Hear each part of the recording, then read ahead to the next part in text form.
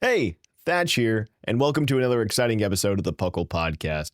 Happy New Year, and as such, we're talking about our favorite things from 2025 in Pokemon, as well as the things that we're looking forward to the most in 2026 when it comes to the Pokemon franchise.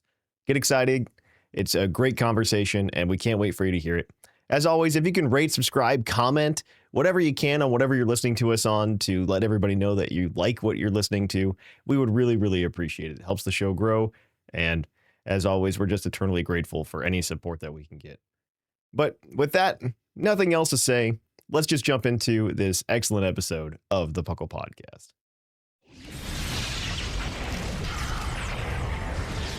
And now, coming to you live from atop the Lavender Town Radio Tower, it's the one, the only, PokeQuiz.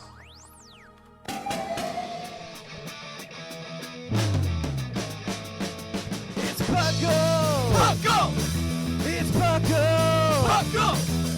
Pokemon Underground Champions League, oh yeah! Puckle!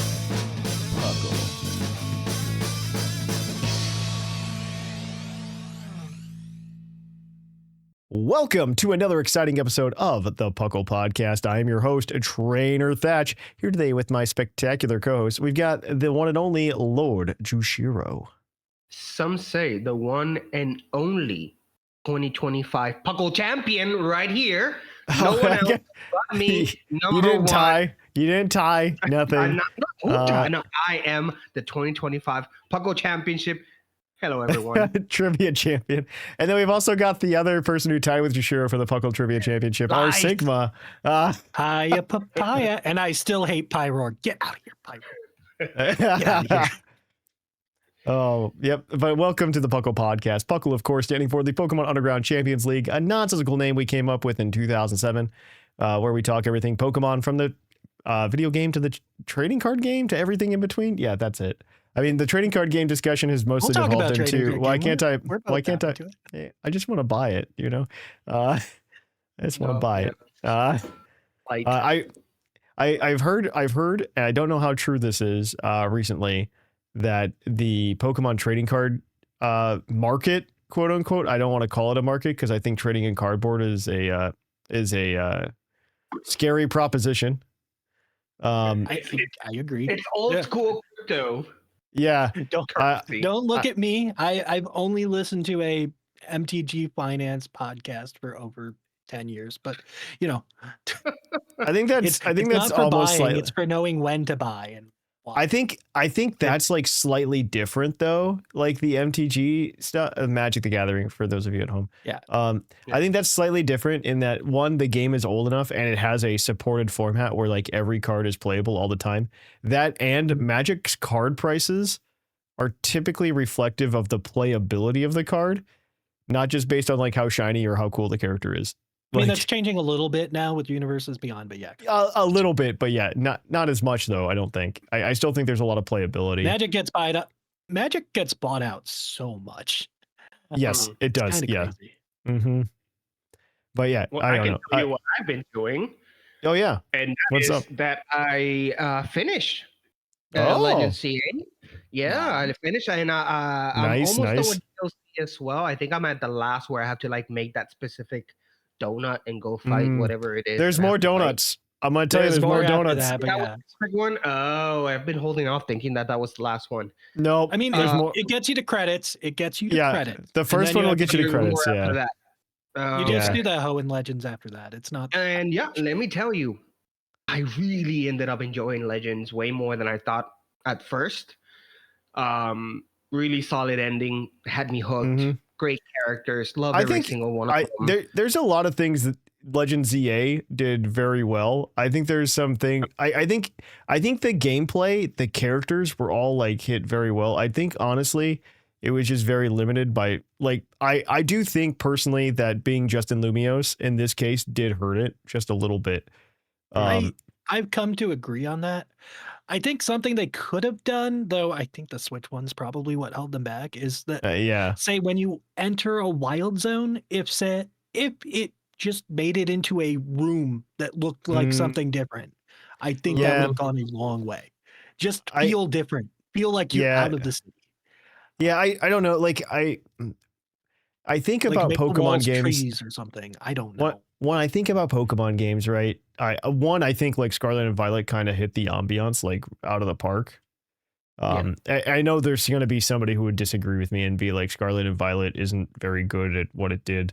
It doesn't feel like Pokemon or something, but I think it did a great job of the ambiance of a Pokemon game. Like if I'm thinking of playing like Red and Blue, I'm like mountains, grass, caves.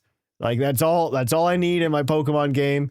And they did all of those things and they did them all very well, I think, in I think Pokemon Scarlet and Violet are a good step in the right direction. It's a little barren feeling, but yeah, I can agree with I that. think that's just a problem you get in the quote unquote open world games. Yeah, I think that's like an unfortunate reality that we face with those.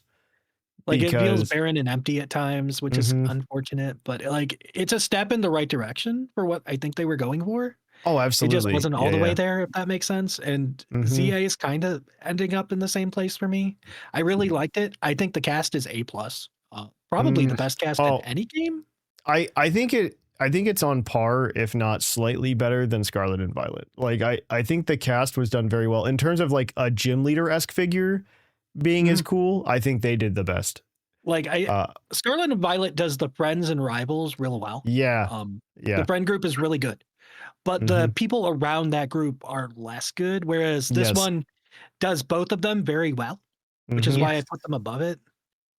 I agree. I absolutely agree with that. I think this is just like I'm hoping that we can kind of combine both things somehow in the next game. And I guess we'll talk about that later today. But I would like the characters not to feel disposable. Like Ramos. Yeah. I do agree that. I mean, even just the gym leaders in Scarlet and Violet also feel that way, right? Absolutely. Outside of Larry and Iono. Iono, I think outside of just like being pushed as hard as she was by the Pokemon Company is not that much better. She was an industry plant, but we don't talk about that, okay? I don't think she's nearly as good as like anybody else other than the Pokemon Company themselves pushed her. Canary. I think Canary's got more fun personality. Yes. I agree with that. I do agree with that. Especially if you do her DLC mission. That's just a blast. Yeah. No, this has been like, I think ZA was very solid though, like overall. Like I still kind of hold on to my 7 out of 10 rating. I was going to say, I land on a B, which is about the same spot. Yeah. I'm going to end up in an 8.5. Really? Okay. Pretty high. Go ahead. My issues are they find cycles and they just stayed in the cycles for too much without breaking from them. So I agree with that. I agree with that. And I agree. That's the recipe of the original. That's part of my issue. Like we needed breaks from the cycles to us, and that was unfortunate. The loops were very, very obvious, and I do think they more so than other Pokemon games kind of stuck us into character building moments forcefully, if that makes sense. I wanted to mention I came prepared for the DLC because you guys had commented, it gets in a way. Didn't bother me this time around because I was interested in what was going on with these characters. I do kind of agree. I'm okay with it. The only thing that like the biggest thing that I think would have made most of like the forced character building that I had to observe better is if when I was like going on my quote unquote fetch quest, I could still play the game while I was en route. Right. Okay. So here's the thing. I agree with that. It should have been like how in the main game, you could be grinding for your challenger's ticket whenever you wanted. Like you could, instead of following the plot to get to the point where you need a challenger's ticket, you could just be working towards that challenger's ticket. And they should have just let you work towards that research because you knew it was coming. There was no reason to not let you do it. There's no reason to make you wait to go talk to them to go do more. It's like when I was going to see Ansha at the museum, I just wish that I could have popped into a portal on my way over, right? Especially because the portals were there, and the more frustrating part was like there'd be Pokemon that I hadn't caught yet in the portal, and I'm like, man, I want to go catch that Pokemon. No, I and 100% it'd be like, that. no, you need to go to the museum right now. And I'm like, you okay, then why? Gated out of doing that. You should have been able to do that whenever. Because then why even give me the more research? Who cares? Why even give me the option to walk to the museum then? Why even give me that option? Why not just like shove me into the museum? Why even spawn portals on the map if you can't go in them? Like, I don't know why they did that. That was I absolutely agree with you. Absolutely agree. Like, if they didn't spawn the portals there, you probably wouldn't be complaining about it. Exactly. No, you're exactly right. I wouldn't be complaining. They aren't teasing you that you can't go here. Exactly. Yeah, I don't know. I found that very frustrating. But yeah. All right. Well, yeah, I don't know that I have anything else. I haven't done too much Pokemoning outside of like occasional ZA playthroughs after getting the Hoenn Legends, and because like it's grindy-ish. I don't know. I didn't find it as bad. I didn't find it as bad as a lot of people on Twitter reported, but I imagine this is like my relationship with Pokemon games, I think, is historically different than the relationship that other people in the Pokemon community have, where they want to consume the content so voraciously. Right. So that the way I played was I did one boss a night, right? And I think that was a good pace, right? That's a good pace.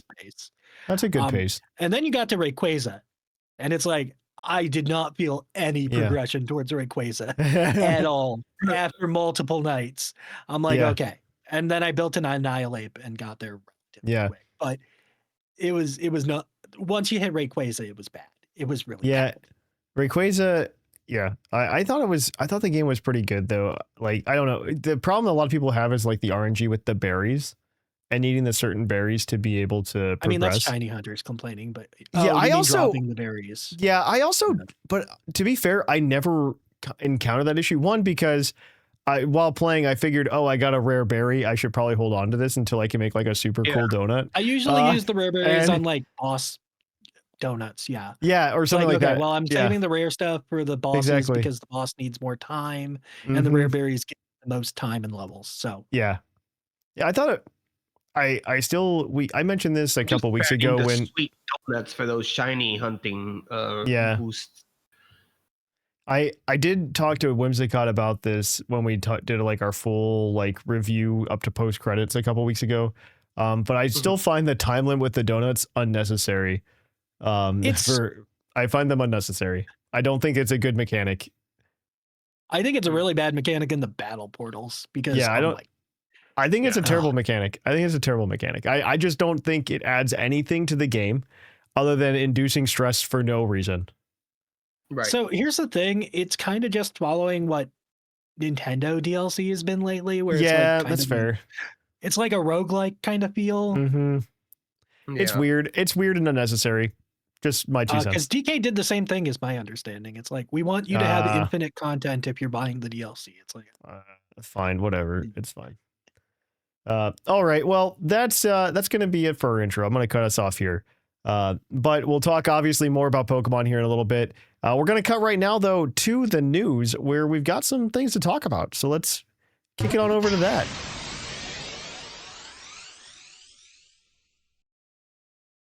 Welcome to the news. In the news, we've got a few things to talk about. First and foremost, Games Done Quick is doing a Pokemon Legends ZA run to rank F. So if you're into Games Done Quick, they're there. I believe it is this Monday, January 5th. Yeah, so today when the episode comes out. You might be listening to this episode. I mean, they put all the runs on YouTube too. So. Yeah. It is around 3 p.m. Eastern, I believe these times are in. I don't actually know. But yes, I think you can sets go and it catch to whatever your time is. So yeah. Then there it is. Use my time zone. There it is. Okay. All right. Well, there we go. And then if you really like shoes, Pokemon's collaborating with Adidas. And you can check Pikachu, Charmeleon, Mewtwo, and Charmander out. They're not using Charizard. Wow. Good for them. Yeah, just Charmander and Charmeleon. Just Charmander and Charmeleon. It takes two of them to be a Charizard. And then Uniqlo is actually in Japan doing a Pokemon crossover as well, which is kind of cool. And it's using the Sugimori watercolor. Oh my gosh, that makes me so happy. I'm going to try to buy this shirt. This like the Charizard watercolor or the one with the 3 starters on it. Oh my gosh, I love that art. I remember that art because this was so it should be fine. This was the art that was the art for the starters. This was like in the game manual for Pokemon Red, Blue, and Yellow, and I just remember flipping through those books so like the manuals so much one manuals that came with games back in the 90s were super cool, and they actually would like give you hints for the game and stuff like that back in the day. They don't do that now, but they used to. Yeah. And it was also called the Trainer's Manual. It was such a cool manual. Additionally, we got the 30th anniversary trailer artwork. I don't actually really know. I guess the logo to some extent. But it's a cute little picture with the Sugimori style Pikachu getting popped into a Pokeball. And then we get like 20 different versions of Pikachu on top of the 30th anniversary logo. So it's actually... do you think that we will get, like, you know that after years of years, we got Mega Man 9 and 8 and 10 with the graphics of school, but it's modern Mega Man. When will you think it will be time to bring, like, not a remake? I'm not talking about a remake. I'm talking about like a new sprite game. Right, a brand new Pokemon sprite game, which would include the more recent Pokemon, but with this art style. I think we're talking about a fun game. I don't think we're talking about a real game. Right.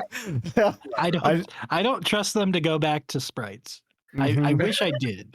I don't think they'll do it. They're not brave enough. You know, they're just not brave enough for it. That is true. I think the Pokemon Company is too scared. They're very happy with Pikachu the way he is. Being in 3D. I don't know. Actually, they aren't. They just changed Pikachu's voice back to regular cry instead of Pika. Oh, I'm okay Remember with that. In recent games? Yeah, that's true. I'm okay with I love the cry. The cry is so good. I liked when it said Pika. I'm going to be real honest. I thought Pika was fine. The Pika that is nostalgic for me in the games. The Pika that's nostalgic for me in the games is the one from Yellow version that's like really grainy because they couldn't like it's compressed like terribly. No, I know what you're talking. I know the grains. Yeah, you can feel it. I can feel it in my mind right now. It does grate against your ears. Yeah, it does. It does. Yeah. All right. Well, moving on. This is you, Jushiro. You get to talk about some video game news. Some video game news, and then we're already at season 5 of CA. Well, this Thursday. Apparently. This Thursday, right, which is mind-blowing because the game has not been out that long in my brain, but okay. The sub-legends and mythical are permitted with the exception of good old Deontay. You'll earn the Septilite and you can get sports balls from climbing. Ooh, that's exciting. So that's going to be fun. Also, the next grand challenge is this weekend. Register your regular F team before Thursday night. Enjoy Flutter Mane and almost every team spreading Thunderwave. And of course, Meowth is coming to Pokemon Unite on Friday. That is exciting as well, actually. Wait, is it just a Meowth and it doesn't evolve? It doesn't evolve. Meowth. I'm telling you, something's happening with Meowth. It's coming to the TCG as a staple card too. So this is weird. Yeah, that's weird. They missed it. They missed it so much from Here's the third regional form coming to you in Gen 10. No, man, so that is something that happened in the anime when they switched to Horizons. They gave us a Pikachu replacement, but they never gave us a Meowth replacement. No, is it supposed to be Cyril Edge? I don't think so. It can't be. Cyril Edge is not. Shiny Zygarde? Is that the Meowth replacement? You just can't. It just can't be. Like Meowth is just. The same. It's just Meowth is. The talking Meowth is just super important to the lore of the Pokemon. It's really iconic. I don't know. Like, I love the vestiges of early Pokemon being left in Pokemon for as long as they were, and I do think that the anime switching to something new was a double-edged sword. And that when we got something new and it is telling like a decent story. Yeah, it's not bad. Yeah, it's not bad. I think we just lost a lot of the charm of like early Pokemon. And again, this is just like nostalgia glasses, 1000%. What you're just speaking of is just Team Rocket. No, Team Rocket is the biggest casualty. Like I would have been so happy if they would have just moved on to Liko, but Team Rocket was still like going after Liko instead, right? Right. For some reason, instead of just chasing Ash, though it did at the end of the anime was very good, where like Team Rocket is still following Ash at the end, because it's just like this is the eternal chase. Right. But yeah, they are truly Tom and Jerry. Tom and Jerry. Yeah. Yep, 100%. All right, Sigma, we'll take us home with this last little bit. Yeah. Pokemon Go news. January 6th to 11th is the Pinch Perfect event, bringing Cloth to the game, and you get it through research. Who doesn't love There's Cloth? timed research, there's field research. I think both can give Cloth, so get your Cloths. Cool. In TCG news, if you log into live before the 29th, you can get Badoo accessories, including a little beanie for your avatar, which that's pretty cool. Beanie, not gonna lie. I like the beanie. I put the beanie on. I'll be real honest. I put the beanie on. I was wearing the little Wingull hat from like a year and a half ago. I switched to the beanie. I do like it. It's a good beanie. It is a good beanie. All right. Well, we're going to go ahead and get to everybody's favorite segment of the news. Actually, Puckle's Badge Bonanza for January is Pokemon Sword and Shield. Relive the first mainline adventures on Switch as we transition to the Switch 2.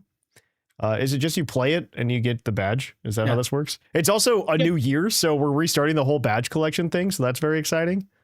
So definitely jump on there.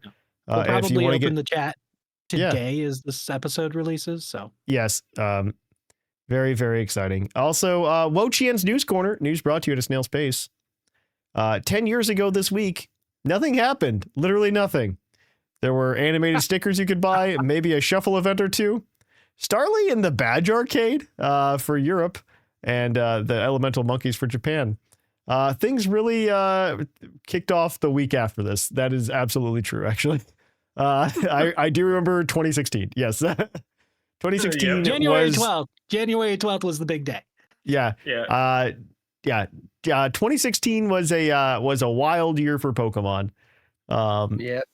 Was absolutely a wild year. So I'm excited to see it.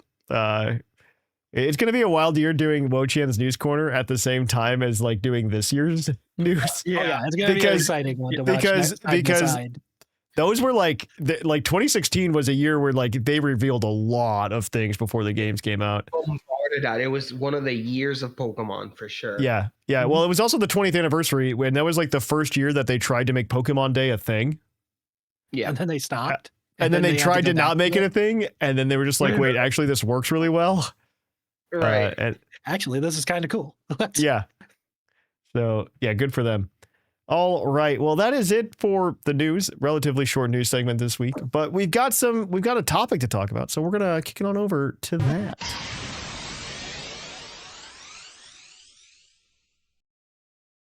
Welcome to our topic. Our topic today is a 2025 and year in review with 2026 on the horizon with the predictions. So I'm very excited to just like, this is just a good old speculation episode. We haven't done one of these in a while. It's a lot of fun. Yeah. I like doing them. And I'm very, very excited. But before we begin, I want us all to take like a minute because it's a New Year's episode. We have to like ride the New Year's hype. Looking back at 2025 for Pokemon, what was one of the biggest things that happened in Pokemon during 2025? And before we go, I want to say outside of ZA, because I think we can all agree ZA was a good game. We talked about it in the intro earlier, and we all agree that ZA was just done very well. Maybe not like the best. There's definitely some places it could have been improved upon, but yeah, overall it was like a good Pokemon game. And I would even argue that like Pokemon games in general are just good games. Yeah. There's a high floor on Pokemon games, I think is the way you can say it. Yes, no. I think if a bad Pokemon game is probably still like a pretty mediocre video game, right? Like launch Scarlet and Violet. Yeah. Man, what a rough game. No, I mean, we've talked plenty about ZA over the past few weeks, but I think overall, very good game, good characters, gameplay's fun. Yeah, gameplay's fun. But yeah, there are plenty of other things that happen in Pokemon in 2025. And for me, the biggest one that I can think of outside of ZA that like it blew me away because I did not expect it. Was Pokemon Worlds. This year was such a spectacle. It is insane to me. Like I gotta find a picture of the arena actually, but like the Pokemon World Championships were like they had so many artists come out and make music. Like I'm still blown away they got Nate Wants to Battle to do a song for Pokemon Worlds because that man was like he's like pseudo retired. And they like pulled him off the bench and we're like, you're back in, Nate. You're back in the game. We need you. Yeah. It was crazy. But like, I just remember seeing the arena and it was nuts. Like it was so wild how like crazy big it was. It was just, I don't know. I just can't get over like how insane Worlds was this year. Like, the stadium was giant for the final championship. It was in an arena, which is even cooler at the end of the day, with like high visibility of everything that's going on. I just thought it was done very, very well. And they were definitely like trying to make something out of it. They had a bunch of events as well at Worlds this year, including panels, all this other stuff, kind of setting up the groundwork for their like Pokemon XP thing that they're really trying to push. Yeah, whatever that's going to be. Whatever that is, or I imagine it, I don't know. I've recently gotten into going to some conventions. Like I go to maybe like one convention a year, but mostly for like board gaming, tabletop gaming type stuff. Because Pokemon I can play online with like you guys, right? I don't have to go somewhere to go and like talk about Pokemon or go play Pokemon. I can just talk to you guys. And I'm good. And I realize not everybody has that kind of network like we do. So maybe this is like a way to go nerd out together with more Pokemon fans. And obviously there's a Pokemon Center or something that we don't have, but I don't expect any Pokemon Center that I ever get the chance to go to will have product for me to buy. So I hear they actually refreshed it relatively well. Did they? Okay. Well, maybe Thatch is wrong. I don't know. I would love to be proven wrong. So maybe one day. I hear they had a lot of stock for it. So. Okay.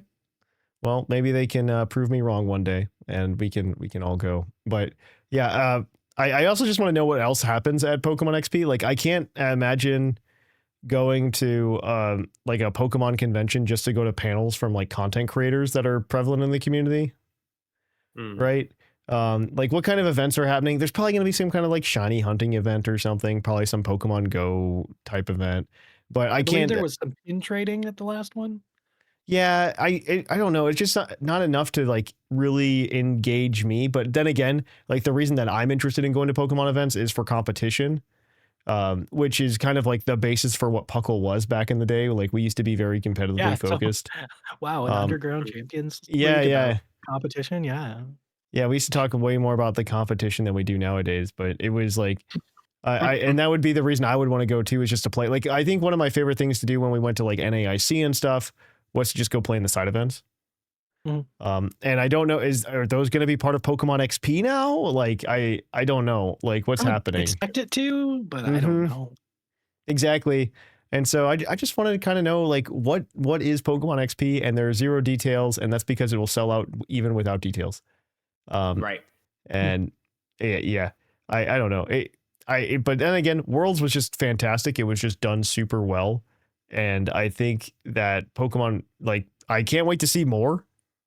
Like, I love that it's going to be a celebration, especially like for Pokemon 30. I imagine it's going to be like a crazy celebration of the franchise at Worlds this year. So I am excited to see what else there is to come. Yeah, it might be a trip that worth for me going if it's going to be a big deal. Yeah, I exactly. I think it's going to be pretty cool. I don't know how the Pokemon XP tickets are going to work out. The big convention for me this year is Gen Con, so I will probably be attending that instead of going to Pokemon Worlds. Reasonable. They're like right next to each other too in timeline wise. So I'm almost tempted to go to Indianapolis regionals, but we'll see. Yeah, I don't know. Regionals are a different vibe because Pokemon doesn't run them directly, and they're run by like a third-party company. Yeah, it's not quite the same thing. It's not the same vibe as going to like Worlds or NAIC. And it is definitely a different vibe. Like I'd much rather go to NAIC than go to a regional. I agree. NAIC like is just in New Orleans versus like Indianapolis. Yeah, that's true. That's true. Indianapolis is also still Indianapolis. I don't know. You're not wrong. It's not exciting. Now, am I planning to go there for Gen Con? Absolutely. But it is still Indianapolis. All right. But yeah, what about you guys? What was like the highlight for you guys? We can start with Jushiro. If I have to pick one this year that was to me a big deal was Pokemon Pocket, TCG Pocket. In which way? It was number one, a chance for me to get back on the same boat as my casual old Pokemon that have been Pokemon fans forever, but they stopped playing the games, they stopped paying attention, but they still enjoy it. This one was the game that all of them were so excited for, and I was able to jump in that excitement with them because they all love the TCG. It brought so much nostalgia for them, and it was just during the summer. It was just a point where I was playing with my old school friends, playing Pokemon again, trading cards. It was just much like Pokemon Go, which is not itself the game. It's more like what it did for me, around the people that I've been able to play again with and connect with using these fake digital cards. I would argue that's like the epitome of Pokemon. I don't know if that makes sense. Like it is the connections you make through it, right? It isn't.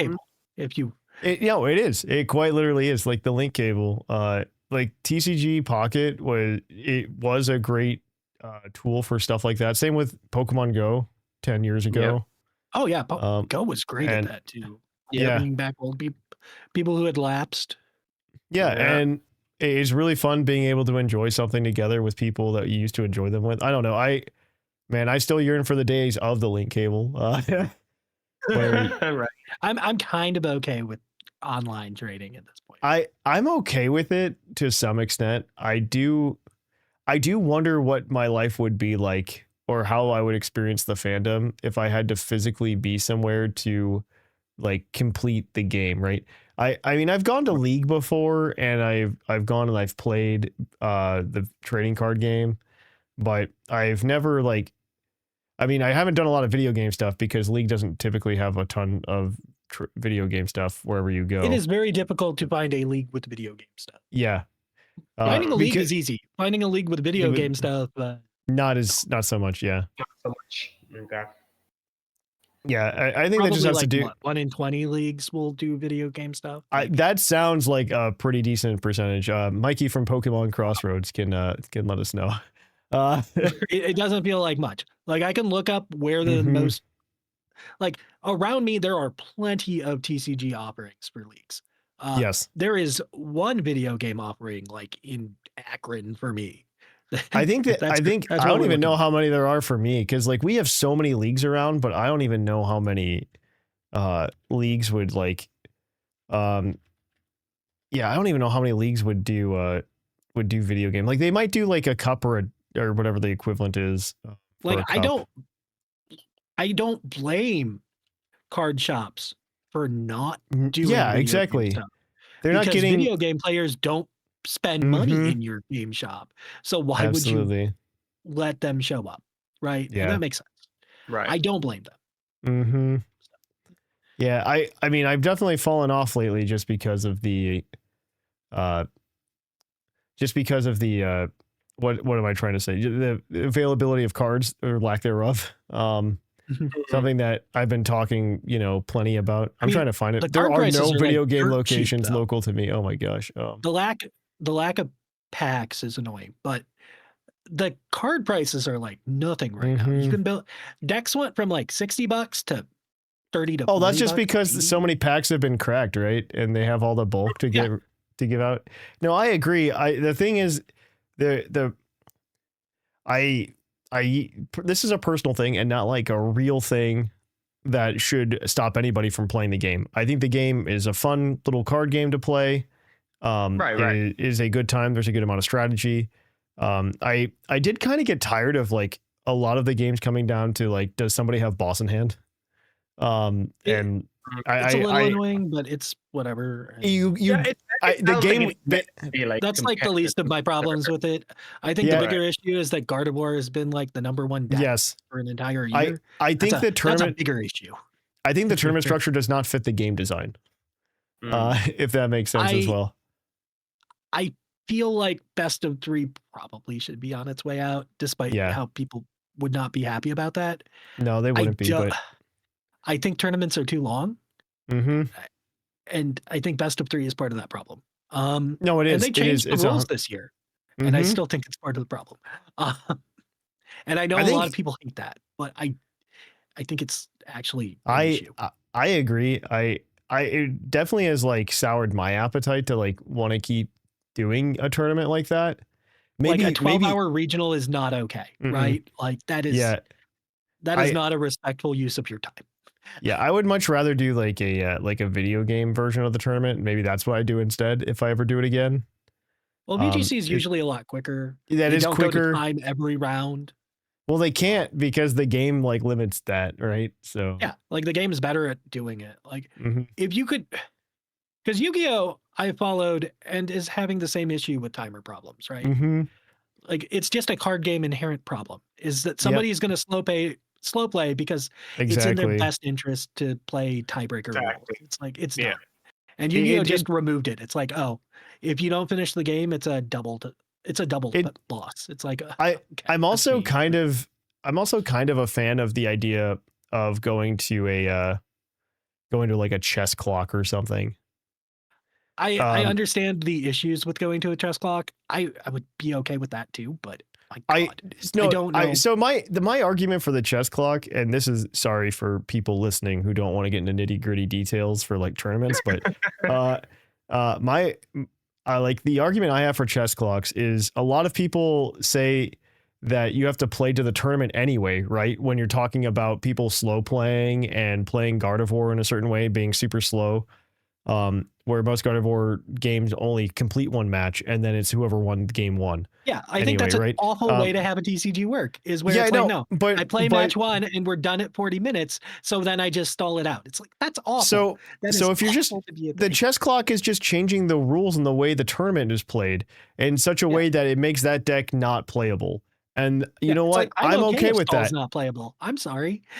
I'm okay. Like, especially if you want it to be like a viewer experience, like they seem to want to at most regionals and at national championships now. They are not national championships, but you know, the big international championships. I think that if you want that to succeed, you make it so that playable decks show up, like fun to watch decks show up. I mean, I think Dragapult is actually kind of an interesting to watch deck. Yeah. It shouldn't be as prolific as it is, but you know. Yeah, exactly. I think Dragapult's fun to watch. So yeah, that's Thatch's high horse. We're done. Yeah, that was a fun tangent. But Sigma, what was your top thing from 2025? So I also liked Pocket. I think over the summer they had some of the best meta it's ever had, and then September happened and we don't talk about it anymore. But, they may have released a tier 1 deck that's still tier 1. Interesting. Thanks, Suicune. Turns out Greninja was a really good card when it released in the base set. But no, I think it's got to be like the surprise announcement of Champions, right? Was Champions announced this year? It was a surprise Pokemon Day. Yeah, it was. Like hour before the thing, and I'm like, oh my god, that's awesome. No, I remember because I watched it live and I reacted live. And we got remember like you doubting it, and then it's like, oh, Koo posted it. It's like, oh, okay. Yeah. No, so it's actually got a bite to it. Okay. And then when ad showed up, it's like, oh my god, this is exactly what the game needs. Yeah, I still think it can kind of flop, which is the only thing that scares me. And maybe we talk about few months, and like this also goes into like the prediction section. Yeah, maybe this is like the good segue for like predictions for it kind of is 2026. But so champions, I do think there's a lot of potential for this game, right? Because I think no matter what, it will succeed. I think this game will succeed no matter what. The question is like, what level of success does it see, right? It's obviously releasing by the end of March, in my opinion, based on dates just for VGC. Yeah.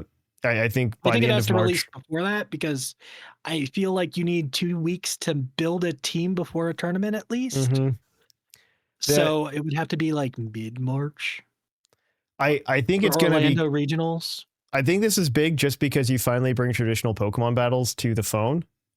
Yes. That's the thing. It's going to be pretty big in that aspect. And then accessibility is massive. The accessibility is going to be huge. Pokemon Home's already on phone, so you could just be a Pokemon Go player and get into this, which is kind of nuts to think about. Yes. And on top of that, I like it's going to be a big game no matter what. The question I have, and this is like again a very nitpicky thing, I think a lot of the fan base does want this, because I think there's a vast minority of people who are actually like competitive video game players, and if you want to, wouldn't be surprised if it were like around 5% of the people who actually buy it. It is very low. It is very low. If not less than 5% of the people who play the games. It is very low. I think I saw one statistic that was maybe like 10% or something like that, but it is still very low. Like we kind of know some numbers because we have like how many people hit Master Ball rank each month. Right? Yeah. And I think like the first month it was over 1 million, and nowadays it's like 30,000 ish, 20,000 ish. It's not. Yeah. Scarlet and Violet is kind of dead, but so my worry, this is again like this is coming from a more casual perspective. I will play this game no matter what and get back into VGC once this comes out. I guarantee it, just because of the accessibility. On phone makes it so much it is going to increase the way that I can like practice, and I will probably get back into it. But the thing I'm worried about, and I don't think is gonna be a problem, just based on some of the pre-release images we have, is I want to see us not only be able to play the ranked battle experiences where it's, doubles, bring 6, choose 4, or singles, bring 6, choose 3, where we don't have like the full scale Pokemon battles. I do want to see the option for us to do a 6v6. And based on a lot of the pre-release images, there are like images where you have the 6 like Pokeballs available. Yeah. I just want you to be like, ideally, I don't think this will happen, but ideally what you can do is set your own rules for tournaments or something like that you can play in. I think you could already do that though. You could already have 6v6 on SV, I think. You can, but the timer is just kind of what kills us, right? I was gonna say, I think the bigger issue is you have to schedule it for like maybe 2 or 3 days in advance. Yeah, it's like you have to do it in advance, and I think it lasts for like 3 hours or something weird like that. Yes, it does. But I'm kind of hoping they remove that restriction here, just because I imagine the servers are a little bit different compared to those that we have for like a Pokemon Play server, associated with the video game. Because of mobile, yeah, probably. I imagine the servers are different. I can see a world in which they let us do a private battle and turn off the timer. I can't see a world where that happens. Yeah, I would. I could see it. I don't know that it will happen, but I want it to happen. I want it to happen. I think this could be the Pokemon Stadium we've all been waiting for. That's all I want it to be. I want it to be the Pokemon Stadium we're all waiting for. The mainline games to not care about balance, right? Yes, exactly. Like we don't have to create balanced environments anymore. You don't have to worry about bringing Tapu Koko into Scarlet and Violet, right? You don't have that issue where you're just like, man, if Tapu Koko's here, he's just going to turn on all the Ultra Beasts and he's not restricted, Yeah, it's like, who cares anymore? Like they won't care. Yeah, they set their own. Let it happen. It's pretty cool. I'm here for it, and I hope that they keep doing it. Agreed. if they keep doing it. Yeah, I think it's going to be really cool. I think they will eventually have all of the Pokemon as well in Champions. It probably will take a handful of years. It will take a few years, but I think it's going to be like Pokemon Go almost, where like they release new Pokemon like every season or something. And I don't expect evolution lines to be released together. No. There will be a Charizard in that game, and there will not be Charmander or Charmeleon for a long time, if ever. Yeah, but no, I think they'll eventually do it, because I think what will happen at some point. I think they'll have like weird tournament rules where they use mid evolutions or something like that. Yeah, and that would be why they add them. But in general, they are not high priority things to add to the game at all. Right. Yep. Until you have little cup rules or something, they just don't matter. Yeah, I see this. I'm kind of hoping they do say in the press release, and this concerns me. Like, there are 3 different modes of Pokemon battles to try: ranked battles, casual battles, and private battles. You can challenge these modes in both single battle and double battle formats, but I don't know if single battle is like their pick 3 or not. It's probably, but yeah, I want to see a world where we can do 6v6. Like, I just want this on video game again. Make it possible, Pokemon, please. Thank you. I miss 6v6. Like, that's what you do in the games. Just let me do it. Let me do it. Let me play the game. Even the anime has gone away from doing 6v6. I know. It's very frustrating. No, everyone has 3 because that's how it is. Yep. I mean, it's fast. It's convenient. No, it is fast and convenient, and I think you should have that option. I just think we should also have the other option, you know? Right. I think we should have both options. I think it should exist. But that's just Thatch's opinion. It's fine. All right. What else do we think is going to happen this year? I guess is the question. I have like some ideas. I know that like there was like, I'll mention it briefly. I know that there have been quote unquote leaks that have dropped in the past year. So like we have some idea of what's coming in the future of Pokemon based on these leaks. I don't think they really affect this year, because I think they don't. What we expect this year will it wasn't affected by what the leaks were, right? Yeah, like, it's the anniversary year, and it's been 4 years since Scarlet 4 years. and Violet? It was 2022. Yeah. So obviously Gen 10's coming. We know Gen 10's coming. Yeah. Like that. I don't need leaks to tell me Gen 10 is coming, right? Right. Well, I mean, the leaks also didn't tell us anything about like Pokeopia, right? And I think that there's a chance, and I'm still holding out for it. I'm holding out for my hero of give me Pokemon like retro retro collection. I would love a retro collection. I still believe in 1 through 3.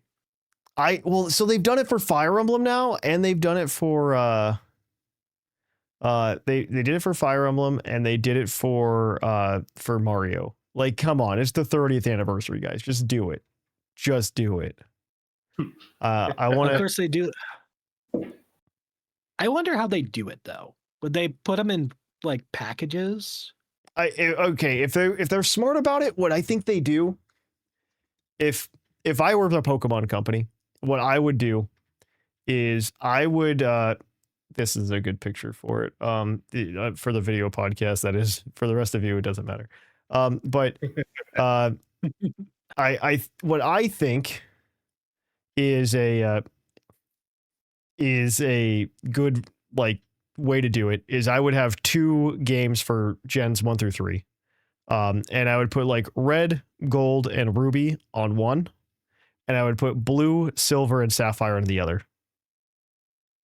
And I would sell 2 different versions, because you still get the 2 versions then. And you get to put the retro games out there. They were already selling them for like $10 a piece on the eShop beforehand. Sell each of them for $30 or something like that. They would do as like a package. They would charge me $50. I'm not going to lie to you. They're going to charge me $50. They would even consider going up to $50 if they would. They will charge me $50 for these games, and I will buy both of them. Buy it immediately. Yeah, I think this is an instant buy. Like, I will buy this instantly. I don't care. I think I think especially for these games, it makes sense to do for gens 1 through 3, only because BDSP already exists on the Switch. So that means if you get this and you give them home compatibility on top of that, you get gens 1 through 4 essentially home compatibility. Yeah. And I think that's big. I would the only problem is like Spinda, but it's fine. We'll figure it out. I do think Spinda's in Gen 3. No, it isn't Gen 3, but like transferring it to home is like weird. I don't know. It's it's weird because of how they coded it in Unity and BDS. Yeah. But it could fix the Spinda problem, right? To some extent. It could fix Spinda. Yeah. It could fix Spinda. Fix it. No, there's no fixing Spinda. It's always all. Right. That's because Spinda is perfect just as it is. But I think it is with its stat total of 360 being Spinda. I'm still. I mean, we'll talk about it again, like when we're predicting the Pokemon Day episode. Direct, but I'll probably talk about this some more. I don't know that I think it's like a super likely thing to happen at this point anymore. But I think if they're going to do it, this is kind of like this is the last train leaving the station for my Pope. You know, it's the 30th. It's been 10 years. Yeah. It's just the last train leaving the station, and if it doesn't happen now, I don't know that it ever will. Right. Even better, what I would like to see them happen is instead of giving me the two like things on that, I would love to see it come to Nintendo Online anyway, and I would love to see some version of compatibility with Pokemon Stadium 1 and 2 on Nintendo Online. But that's even more unlikely, I think, at this point. I don't have that much faith in them. I don't think they're going to patch Stadium to compatible. They might. I could see them patching Coliseum, but not Stadium. Coliseum. Now, Coliseum, that's a good segue because I wanted to talk about that for a second. Coliseum and XD, Gale of Darkness. We have been... We were told we're coming to Nintendo Online like a year ago. It's okay. If I'm going to be real honest, I'm waiting for Fire Emblem more than I'm waiting for those two, but yeah. We're in the same boat there, Sigma, but the Pokemon... I really want to play Path of Radiance. I've never gotten to. Please. Oh, you never played it? The trailer too. Oh, you never played it? Oh man, that's okay. It's fine. It's fine. It's a fine game. It's fine. It's not. I've heard it's a very solid game. It's fine. Of the Fire Emblems, I think like story wise, it's very interesting.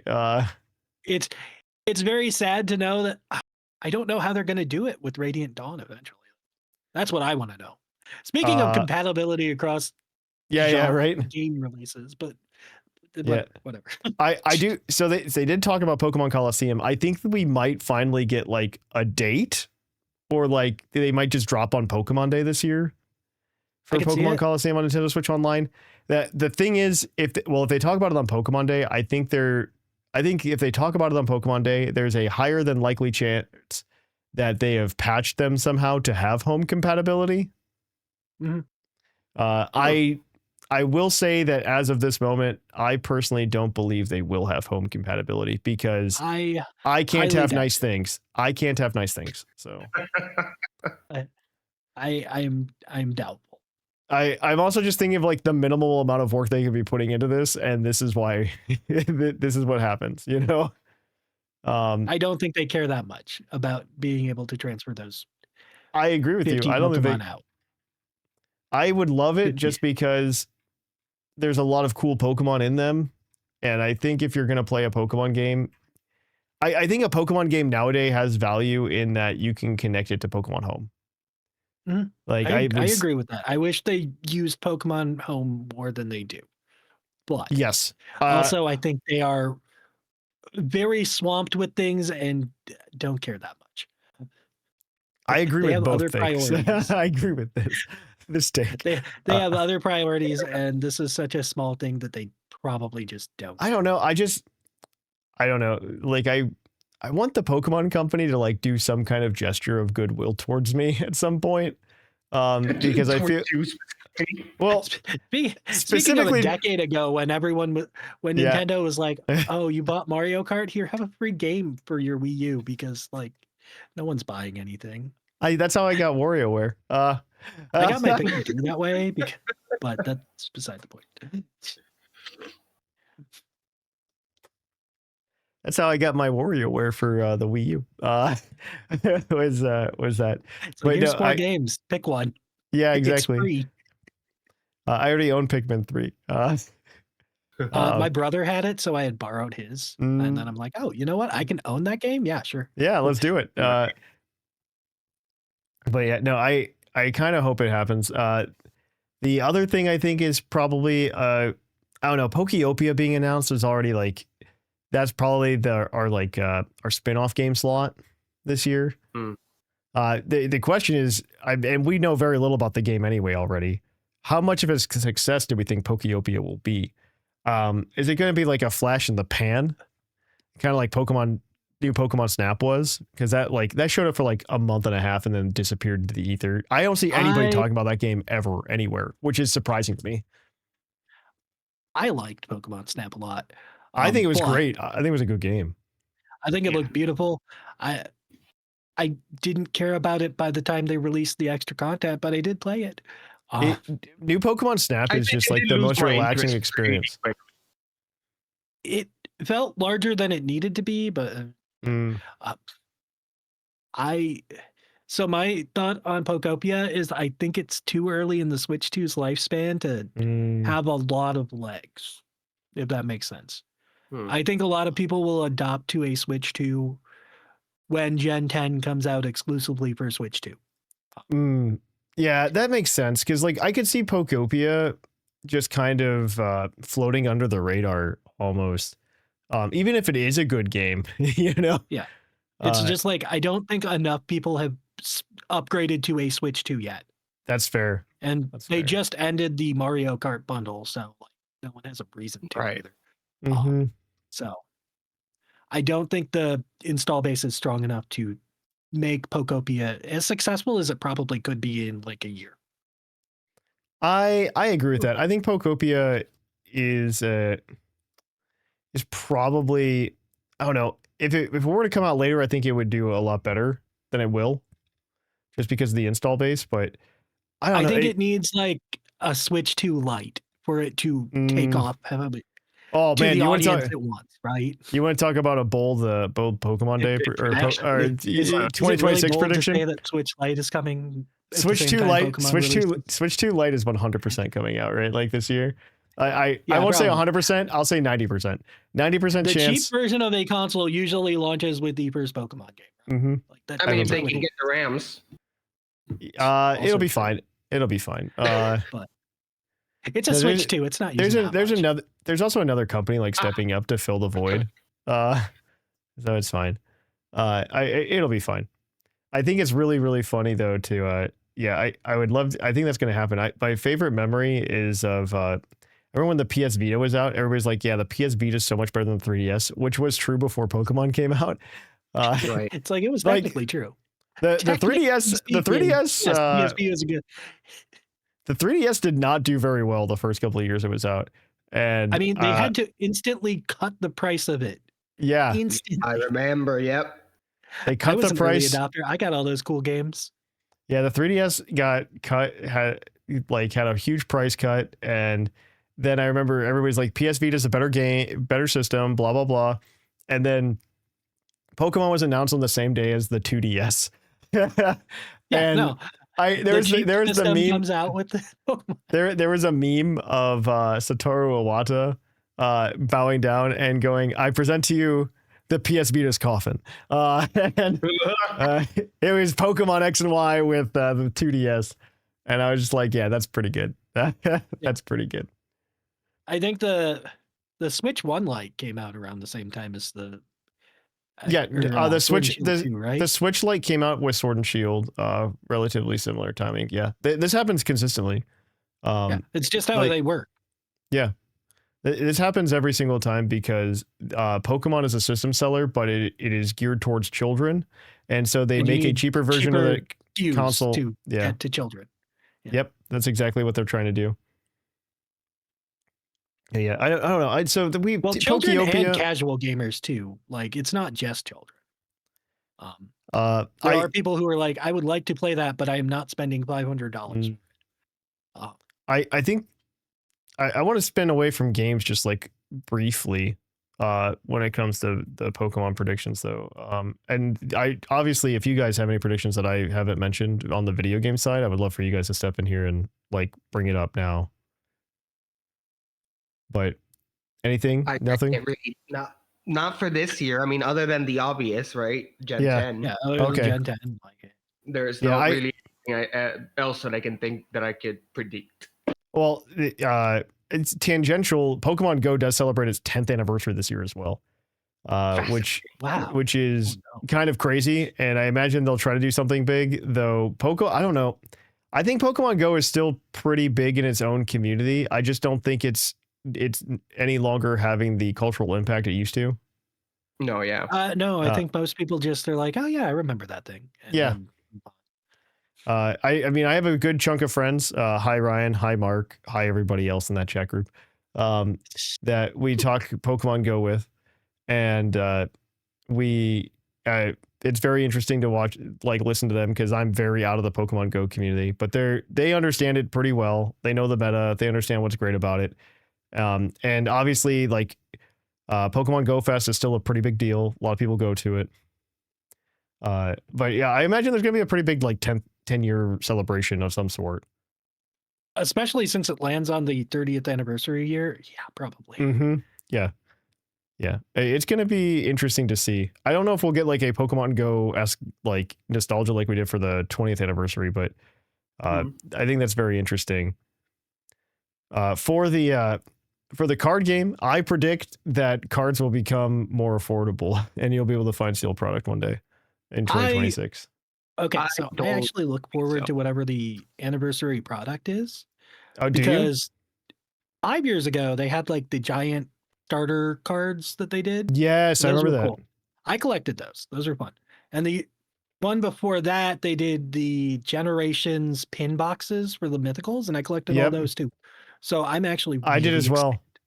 I did. And the problem is I just don't know how I love those. Yeah.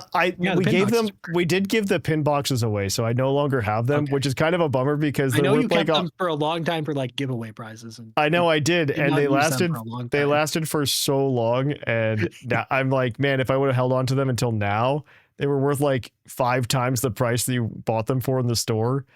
I remember hunting those down. Yeah. I feel bad because I'm sure this time it's going to be miserable and I'm not going to get it. That's the worst part is I'm certainly worried that we're just not going to be able to get it. They did announce already on the 30th of January, that is, that there's going to be like a little pin collection thing you can get. And there's like a Pikachu that comes in it, and there's like a couple packs. I think I know what you're doing. Yeah, I think there's a cool pin in it though. It's a coin. My apologies.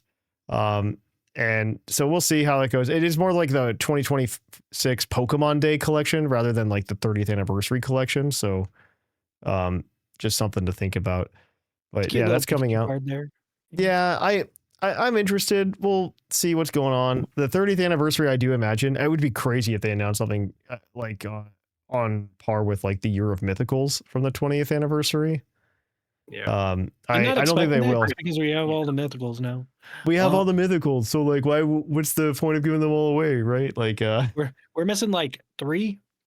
We're missing 4. Yeah. We're missing 4, 2 of which would get fixed by gens 1 through 3 being released. So I do think that back to the trading card game though, I do expect that the trading card game will become more affordable only because the company that TPCI owns to print Pokemon cards just bought like a huge facility. The issue is we don't see that until like the end of the year. Like that's I said by the end of the year. Okay, I said by the end of the year because they print what, like 6 to 9 months in advance or something like that. I guarantee you by the end of the year I'm going to start seeing Pokemon cards on the shelf because there's too many of them and the scalpers can't keep up. Okay, good. Good. I love seeing the scalpers cry. It's like this Yeah. There's a whole like YouTube channel that is about people getting the better out of scalpers, stealing from their cards. I have heard. I've started seeing things. I don't where want it's it just to like be content. I just want them to suck. I did see like some like posts recently where it's just like normalized taking products out of scalpers cards. Right. Yeah. And I was like, wow. I've never felt like anybody should actually be Robin Hood until this moment. I don't know. Yep.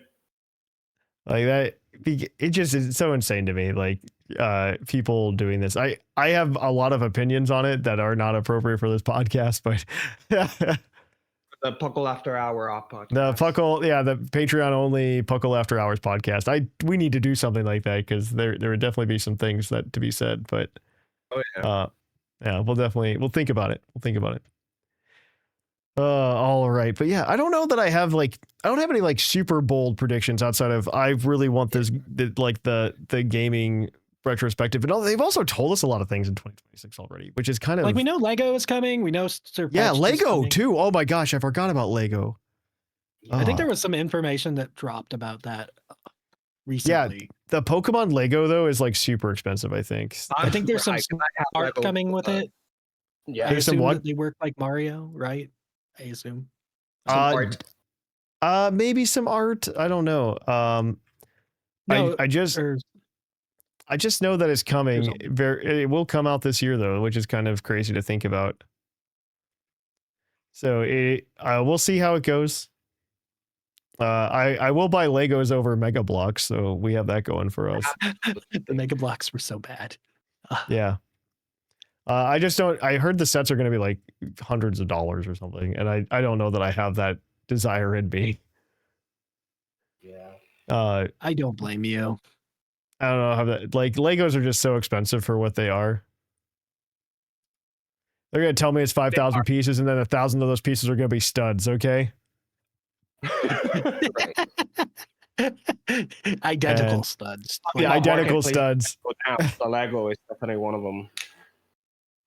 But yeah, I forgot about Lego, man. That would be really cool. I think we're gonna get some cool products. I think I expect Pokemon Day and Worlds this year to both be like really big, exciting days. And we'll see what we're doing. Expect them to for go those. all out with the anniversary. Yeah, I expect it to be like just very, very exciting days of content. So definitely look out for those.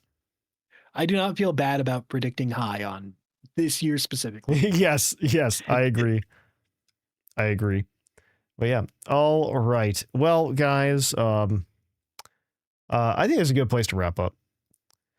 So what do you guys think you're expecting from 2026, and what was your favorite part of 2025? Let us know in the mailbag at puclpodcast@gmail.com.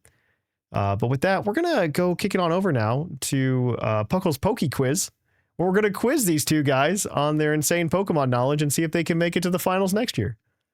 So with that, let's kick it on over there. We'll catch you on the flip flop.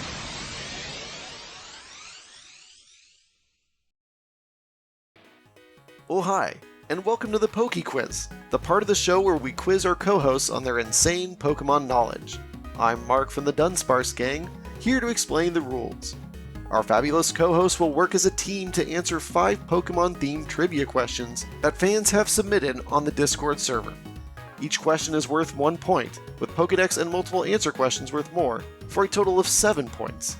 The hosts can use a free hint at any time. If they get all the answers correct and do not use the hint, they can cash it in for an 8th point. Welcome to Puckle's PokeQuiz. We're going to jump right into it after those rules were read by Mark from the Dunsparce gang. We got Professor Oak to let you know you can submit your questions at our Discord at pucklediscord.com. We're always looking for more questions. We're always looking for better questions. If you want these questions to be harder, write them in. With that said, we're going to jump right into our first set of questions. Your first question is a general trivia question, as always. And the question this week comes from Chikorita Cheer Squad. What is the name of the team of adventurers led by Freed in Pokemon Horizons? Jushiro, this is you. You got this. Oh my god! And it's such a ridiculous name too. And now it's such a ridiculous. And now I am spacing out on it. Not like the Go-Getters or something, right? It was something like that. Oh no! You can't do this to me. I know this. I know you know this. That's why I thought it was a fair question. I thought it was a fair question. No, this is me already, not functioning well in 2026. What was it? It was the Explorers were the bad guys, which are also a terrible name for an evil team. The Explorers. I would think those were the good guys, right? I would think those are the good guys. So the good guys were the oh man, I'm failing. I'm sorry, I can't recall. I have no clue. I haven't watched the new anime. I watched like half of the first episode. I watched like the recaps. You do have the hint. You guys do have the hint, technically, but on the first question, though. Oh, especially since it's such a dumb answer and I can't remember. I'm gonna need an answer. I'm gonna need an answer. It's the Pikachu Pokemon Free Flyers. I don't know. Wait, Free Flyer sounds something like it would have been like that. Yes. What are we locking in? Free Flyers or the Pikachu friends or something? What? Okay, no, the Free Flyer sounds like something closer to what it is. It is the Rising Volt Tacklers. Free Flyers is close. It is very close. So you guys are 0 for 1 on that. Your next question is another general trivia question. And it is from Jeremy B17 on the Discord server. In Generation 1, what is the only non-poison type Pokemon to learn the move Acid Armor? Vaporeon. Ooh, I know this one, Vaporeon. You both said Vaporeon. I'm going to assume that you're locking that in. Yeah, we're good. We're good. Yeah. I think the answer is Vaporeon. I only remember it because of that episode of the anime where they have all the EV evolutions and they're all doing like a cool move and they just tell Vaporeon to use Acid Armor and it just disappears. Right. Like I remember using the animation in Stadium for some reason. That's where I remember it. Right, and Jolteon signature move is a bug move. I never got Pin Missile. Yeah. Pin Missile. Yeah. No, I know. It's not good at using it, but it was the best bug attack user in Gen 1. Yep. It was. Yeah, that's true. All right. Bugs were not good. Your next entry is your Pokedex entry as always. This week comes to you from Patron Saint Daylight. This entry is first from Ultra Moon. It warps its prey in its tentacles to immobilize them and then finishes them off with its sharp fangs. It warps its prey in its tentacles to immobilize them and then finishes them off with its sharp fangs. Who's that Pokemon? Sounds like the Alola Poison. Was it Poison? Oh, Toxapex or Marini. Toxapex, yeah, Marini or Marini. Is what it's coming to mind, but not guaranteed. I was like trying to think of like maybe Octillery, but yeah, I think Toxapex is probably, if you consider Marini's probably more likely tentacles than Toxapex, right? Right. I mean, it doesn't matter. If you get the evolution line, it's I'll the same give it to evolution you, right? line. It's good. Yeah. Well, we're gonna go Marini right now. Yeah. I guess so. Yeah. All right. Your second entry is from Pokemon Heart Gold. It is not Marini. All right. Apparently, it cracked Shelder's shell with its sharp fangs and sucked out the insides. That's the whole entry. That's it all. That's incredibly violent. I will give you the free hint that this entry is not only from Pokemon Heart Gold, but it is also from Pokemon Stadium 2. Okay. So it is only a Gen because 1 or 2 Pokemon. Yeah. If you were seeing the entry on video as it is on the video version of the show, you will see that Shelder is all capitalized. So that would be a good indication. This is harder than it should be. This Right. this one was surprisingly difficult. When I read it, I was like, wow, I don't think this is a killer difficult. is eating shelter, right? Right, or that it has fangs. It's the fangs parts that put me off because The fangs are really weird. yeah, The 'cause tentacles are really weird. Mhm. right. 'Cause I don't think it's Tentacle right? doesn't have fangs. Those things are not. I would not consider considered those giant things fangs. If they are, They're okay. like something, but not fangs. Sure. What else does it have tentacles that can suck on a Tentacles and shell? fangs. It's not Whooper. I thought it was like it's not Kingdra, is it? Is that what you're Kingdra locking in, doesn't have or tentacles? Like, wait, is it its little does. ear things tentacles? But does it have fangs? I don't think it has fangs. I don't know. But it sucks things. It would suck a shelter out of its shell. This is way harder than it should. You're right. And he's gonna need an It's answer. not even a water Pokemon. I am going to need an answer. Yeah. What do you think? What should we go for? Tentacles and fangs. You can pick something randomly. What was the name of that the other Pokemon that is a clam with a pearl? I forget its name. It's not in Gen 2. Ah, right. Like I was don't get me wrong, I was thinking Gorbis too until he said it was Right, Gorbis, yep. Okay. Yeah, then let's just say Tentacruel, because I don't think I can think of anything else. Tentacruel is unfortunately incorrect. The answer is Omastar. Omastar. It's so obvious now. It is, but I usually expect their entries to be about being dead. Yeah. I think that's why in the last one it says apparently it did this to Shelter. Oh, okay. But yeah. Or them being revived or them living thousands of years ago. Yeah, Kabuto is more like that than I think the Omastar entries. Fair question. It was good. Yeah, no, they got all us. right. Good. You guys are 1 for 3. So you're gonna have a chance for 3 points on this question. I believe there are 5 answers. You can give them to me as you will. You get 3 strikes and then you're out. And then this is from Big Chef Cramorant. Flavor is a special set of attributes that certain foods in the Pokemon world have. What are the 5 flavors we have used in the Pokemon games? I will say that this was originally. This is lies. We have used like. It's technically 7. It's technically 7, but I think there's just one category that got I'll give you the answer. Dry / fresh / salty were all the same one. Salty too? Okay. Yeah, those were all the same flavor category like essentially. We've changed one a couple times. Dry got changed a lot. In Scarlet and Violet, it was called salty for sandwiches, and then it turned to fresh for the donuts. Okay, I don't pay attention to tasted Scarlet and Violet, but nobody did. Maybe somebody did. I don't know. So anyway, there's sweetness, sour. Right? Yeah. Sweet, sour. Sweet, sour, dry. Yep. Spicy. That's 3. Spicy's 4. Bitter?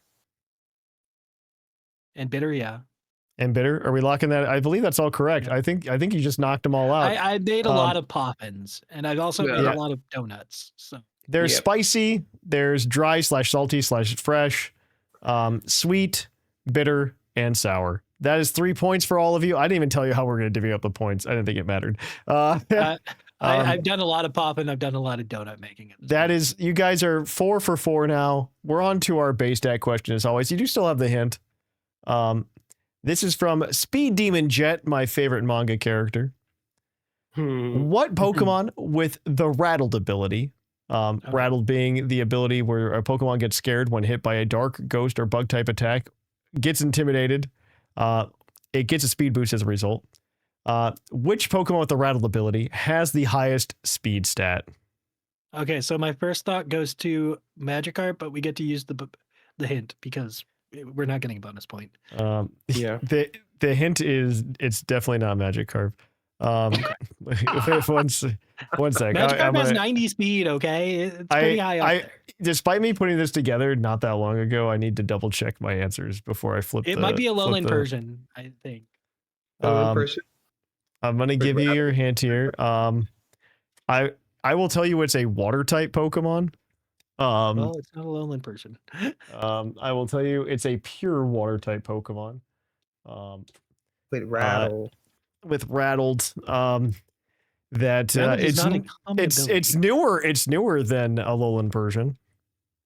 Okay. It's newer than Alolan Fast Persian. water types in the past 2 generations. Yeah, it's faster.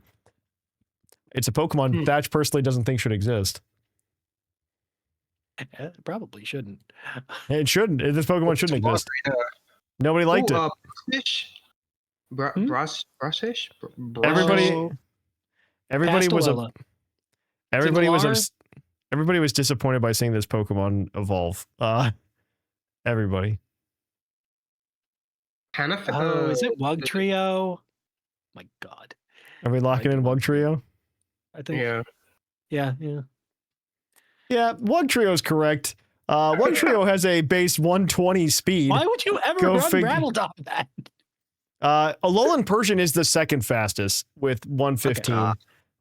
And White Stripe Basculin is number 3 with 98 base speed. And then Wiglet's actually number 4 itself with 95. Why does it have rattled? Yeah, great question. So we're going to go ahead and we're going to go ahead and open up the points tab. I already lost it. First podcast of the year, Thatch. No, yeah, first podcast of the new year. This is only like the third one where people got points. So cut me a little bit of slack there, but we're gonna open this board. I'm gonna go ahead and flip it back over to that so that everybody can see it. But I lost it already. There it is. So you guys got 5 points today, which does make some moves. Oh, Sigma, you're actually not on the board yet. No, I'm not. You're not on the scoreboard yet. There's only been like 3 episodes. Yeah, you're not on it yet. What happened there? I didn't sign up for an episode because I was on the Champions episode. But 5 points. 5 points because I'm being meaner about these questions means a lot. So, in first place, we've got Lord Jushiro with 9 points. Once again, he's going back for the. He's going back for the belt. Going back for the belt. Right here. Just imagine I have the belt and I'm doing the my hands are like I have the belt and you can't take it away from me. That's all I ignore. That Sigma also won. In second place, we have a tie between Lydia and Shark Finnegan with 8 because they were on the show together. In fourth place, we've got another tie between Sublime Manic and Whimsicott because once again they were on the show together. And they have 7 points. In sixth place, we have R Sigma with 5 points. And in seventh place, we have Seth Vila with 4. Everybody else has yet to get on the board. Oh, no. Jushiro was on the show that he got 4 with Seth Vila. So, that's why he's at 9 now. All right. So with that, we're going to see at the end of November who's got the most points. We'll see who else has time to get on the board as well by then. Until next time, though, guys, this has been Puckle's PokeQuiz. We're going to kick it on over now to our Poke Opinion. Oh, yeah.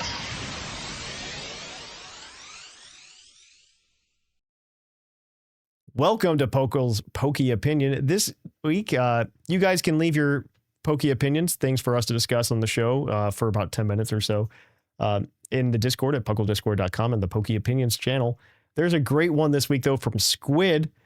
Which region /era /lore dump do you want the most from a Hidden Legends game? I think this is a fantastic question. I mean, I'm going to say the one that I've been hoping for years to begin with. But I really want Let's Go Johto, or not Let's Go Johto. No, Let's Go Johto. I want Pokemon Legends Johto. Let's go.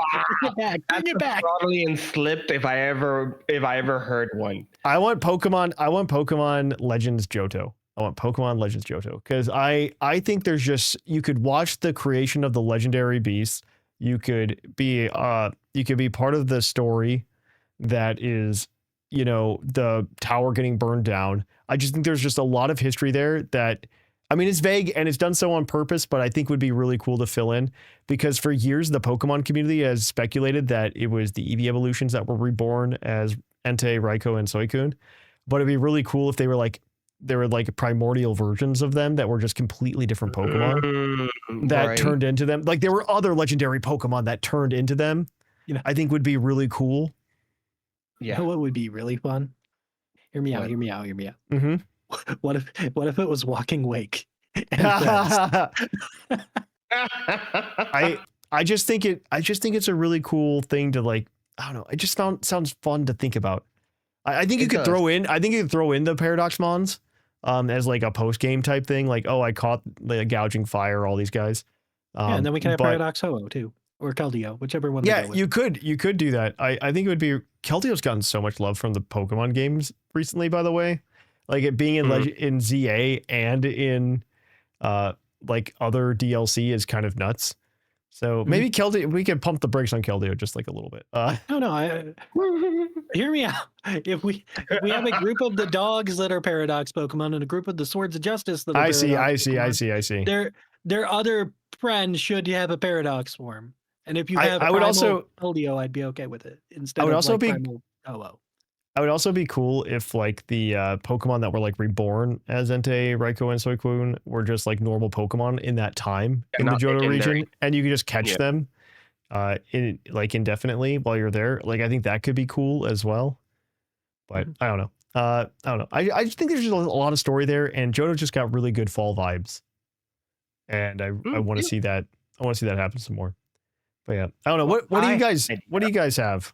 Yeah. So now hear me out. I really want to go back for the longest time. I really want to go back to Unova. Okay. And we did that technically, but not the same. Not the same. I know. I'm being awful. It's okay. There wasn't even Pharaoh seed in that electric charged stone cave. Can it really be real? Right. Okay. But hear me out. In the past, kind of like Wild West style, which is like the Oregon Trail, but in Pokemon. Except it's New York. I don't. No. It's expanding into the west of Unova, and it's about discovering new lands. So you're an explorer this time around. So it's Ore. Okay, I see. It's Ore. It's Coliseum. Yeah. It's Pokemon Coliseum. You're explaining a game that exists, Jushiro. Yeah, I'm sorry. I did not know. Did you ever play Pokemon Coliseum? You know? I don't think so, no. What? Oh man, wow. Play it and feel like a little disappointed. Yeah. Pokemon Wild West is not as exciting as it sounds. Yeah. Well, look at that. I did not know that Coliseum was about that at all. Pokemon Coliseum takes place in the Western United States. That's what the region is based on. Ore. It does get up to like the Pacific Northwest. Like there's a rainforesty region of the map. Wow. Yeah. I mean, Pokemon Legends Ori would be really cool, right? Like, let's explore Ho-Oh more. Yeah, more Ho-Oh, more Lugia, more all day, every day. That's all we can do. Still no new form for it, but we can explore it more. Mm-hmm. We absolutely could. Yeah, I don't know. What about you, Sigma? Where would you want to go? So I would also say Unova, but I would like to explore like the ancient past where Relic Castle and the Abyssal Ruins were actually active and had civilization to them. Yeah. Ooh. Because they actually do have a lot of lore in this game. And you know what I wouldn't want to see there? Kyurem, because it's a Kalos Pokemon. Get it out of here. Kyurem? I don't need a one dragon. I don't want the one dragon. I don't need it. Okay. No, we need the one moth. We need the fusion of Iron Moth and the fuzzy one. The not Iron Moth one. The fighter one, the little pugilist, that guy. We need the poison biting type that comes. What is his name? What is his name? I forget it all the time. This is what happens when you don't play Raging Bolt. Wait, what is his name? Oh my god, Slitherwing. Yeah. When you said Raging Bolt, I saw the card and I was like, oh, that's Slitherwing. Okay, then we're good. Yeah, it's Slitherwing. I saw the card. I see it the most. It's against Raging Bolt players. They play it all the time. Is that deck still good? In rotation, it loses Professor Sada, but technically is still probably playable. Viable. It loses its best card, but you might still be able to play it. It's in a better position than Charizard or Gardevoir that lose like their main card. So Charizard loses Charizard, does it? Like at rotation. Exactly. And Gardevoir loses Gardevoir. It's great. It's going to be a great rotation. Yeah. Golden Go loses Golden Go too. Perfect. Great times in the TCG coming in March. Perfect. Yeah, no, that sounds good. I like Galar, or not Galar. I like Unova. Darkest Day's cool too, especially after AZ mentioned it. But I don't it care would be that cool. much. It would be cool to see. It would be cool to see AZ, like in that game. I don't know. I think they should. He could be in any game. He was 3,000 years old. Yeah, he could be in anywhere in the past. I am a little bummed after getting Legends EA and remembering that AZ exists that we didn't get him in Pokemon Legends Arceus, like a cameo of him. That would have been so great. So when we found the mission with the dead husband, I'm like, oh, we're gonna find dead AZ. Unfortunately, I knew the Pokedex, and I knew we couldn't battle him because there was no Torkoal or Sigilla, despite there being a Mega Golurk. It's like, oh, yeah. I thought maybe we could battle him. No, it wasn't as exciting on how they used his ghost. Spoilers. Yeah, I mean, that's like the biggest problem with Dexit. I feel like is that we get moments like that where they can't exactly do it. Like, because they don't quite have the team. I think that's like the thing that bothered me the most about. This is like a very minor complaint about like Ingo in Pokemon Legends Arceus, where he doesn't have his team, which makes sense. But like on his team, I was okay with him not having it.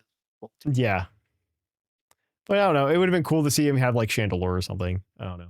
I think it's okay if they have like 4 out of 6 of their team members or 3. If they have at least half of their team, I think it works out okay. I agree. It's like when Volo couldn't use Cynthia's Milotic, so he had her Togekiss or something like that. Yeah, that's fine. That's fine. Yeah, it's like that's reasonable. Or when Cynthia was in Unova and used Braviary, it's like, okay, sure. Sure. Yeah. Perfectly reasonable. All right. Well, this is a great question. If you want to answer this one instead, you can let us know what region you'd want a Legends game in. Let us know at puclpodcast@gmail.com. With that, though, guys, we've got some emails to read, so let's go ahead and kick it on over to that.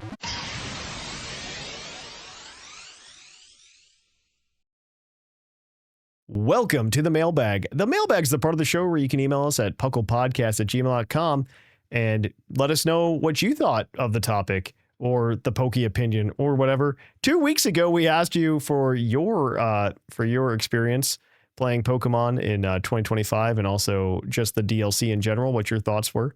So we're going to get into those here in a second. But yeah, I am ready to get into it. Oh, but before I forget, we get to reboot it. If you go ahead and send us an email that we deem worthy, we will give you what we call the Green Tauros badge, a badge that gives you access to a fun little Discord server channel at puclediscord.com. And we love it. It's because we're sponsored by the very fictional energy drink, Green Tauros, the energy drink that gives you hooves. Hooves! And as always, like I said, we'll give somebody that we deem worthy that badge. But without further ado, we're going to go ahead and get into these emails. Our first email is from, I believe, a new writer, Shoots, and I'm excited to read it. Hey, Puckle crew. Found your podcast a few months ago looking for a Pokemon podcast with consistent releases. The first 2 I tried fizzled out. Boy, consistent releases in Puckle. Yep, that's happened, unfortunately. Surprise. Go ahead. Don't think about the last 2 weeks of releases. It's fine. They're scheduled through January now. It's fine.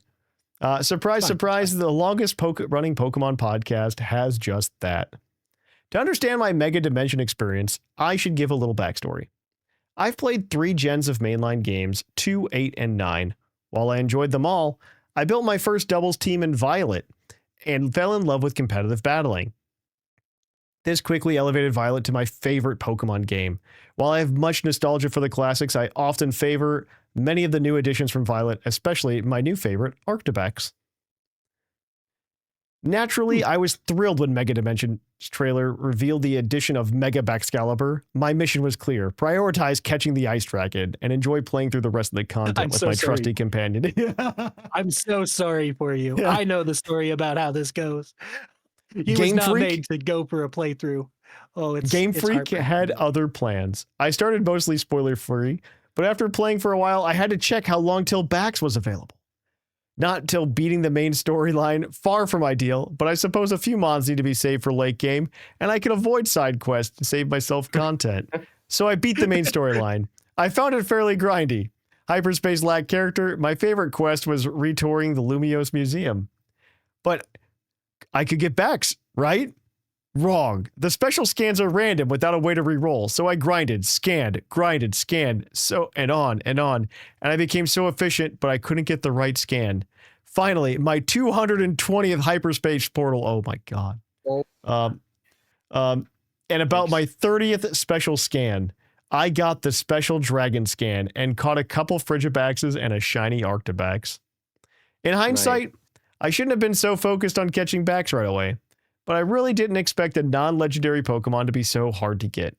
It felt a little silly to be catching all these restricted legendaries, but unable to find derpy little Frigibax. I don't mind grinding for a worthwhile goal, and would barely complain if I had caught Bax shortly after completing the main storyline. But this felt like playing a free-to-play mobile game, one of those where you grind just to earn a small chance to get what you actually want. Those want you to spend the actual money for more chances, but Game Freak already had my money. Just let me work directly towards what I want. Other aspects of the gameplay also felt like time-wasting gambling, like re-rolling donuts and hyperspace portals. This was a large step back from the enjoyment from Violet, where I could just make the sandwich with the effects I wanted. Violet's expansion pass was also excellent. Indigo Disc was the most fun I've had playing through a Pokemon storyline, whereas this was the most frustrating. I agree with you. No, that's when I have like 7 Pokemon left, and 5 of them are just random legends I need to hope that I find. It's miserable. It's actually miserable. I found Arctibex like 3 times now. My Mega Dimension issues stem from Game Freak not adding a new map to explore. I don't consider Hyperspace a new map since it's mostly just a copy of Lumiose. In Kitakami and the Indigo Disc, we got to catch the newly added Pokemon while exploring the new area. Without a new map, Mega Dimension just had to come up with something different. We missed out on the fun of exploration and got a lot of randomness instead. I would say that's just the whole game in general, but I digress. I think I think the DLC is too much RNG, but I agree.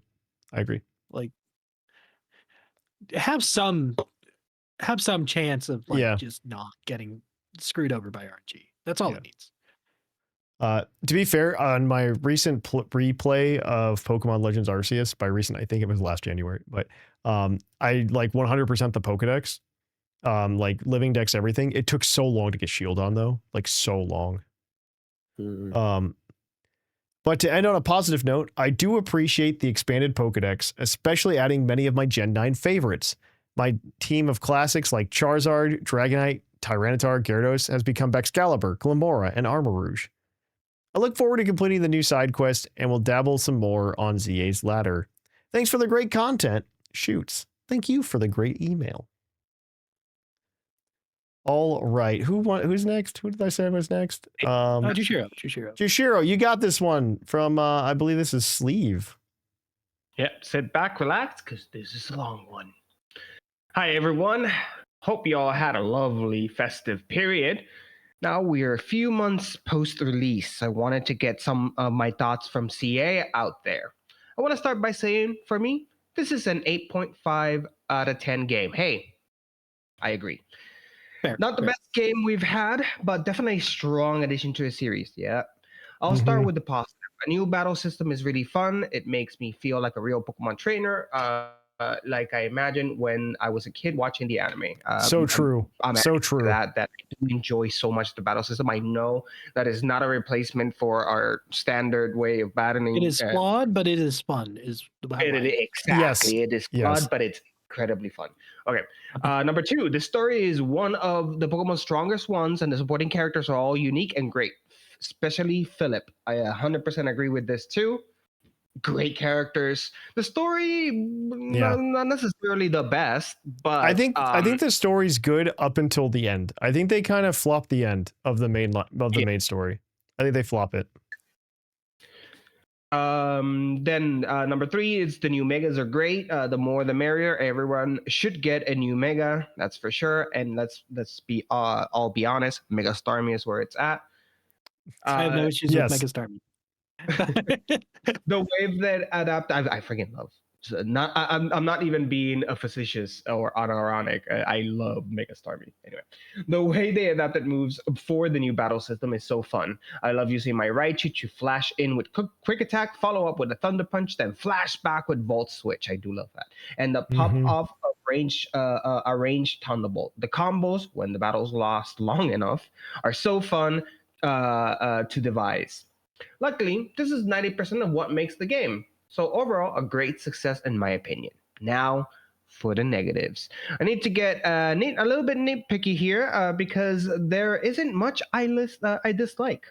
I don't love Lumino City in this game. It feels a bit small scale, and some of the exploration borders on irritating, i.e. taking 5 minutes to find a route onto a roof, only to find out that it's the wrong roof, and now I need to spend another 10 minutes getting down and finding another route up there where I need to go. I agree so much. Oh my gosh. I understand the statement. The statement resonates very strongly with me. Yes. This probably isn't a big issue for most players, but I am an old man that doesn't have endless hours to spend playing, and this feels like wasted time to me, but also the landscape feels a bit samey. I yearn for a desert area or a mountain area or a giant lake or a volcano. Tell me about it. Oh my gosh. Yeah. Hold items feel a little bit useless now. The only hold item worth using seems to be Mega Stones. Please correct me if I'm wrong. It's possible I've been playing wrong for the last couple of months. I do disagree. I disagree. Okay. Very early on, for the first few seasons, I was playing Dragonite with an Assault Vest. Stuff like that still matters. Stuff like that still matters. Assault Vest is good. Assault Vest is always good, to be fair. So there are other items that have uses outside of the Mega Stones. They do at have least less on the ladder usefulness than normal games, though. Yes, I agree with that. I would argue that this game at least rewards you for putting multiple Mega Stones on multiple Pokemon because you can Mega Evolve multiple times. Right. And if you were to play that in like X and Y or probably in upcoming Champions, you would not be able to do that successfully. So I think it's a fun change of pace in that regard. But yeah. Right. Number 3 says, this one's a personal issue. Pokemon is my chilled out game. I usually have it on while I'm doing something else and I don't fully focus. That is not possible with CA. This is a full focus lock-in kind of game, not a bad thing, just an adjustment.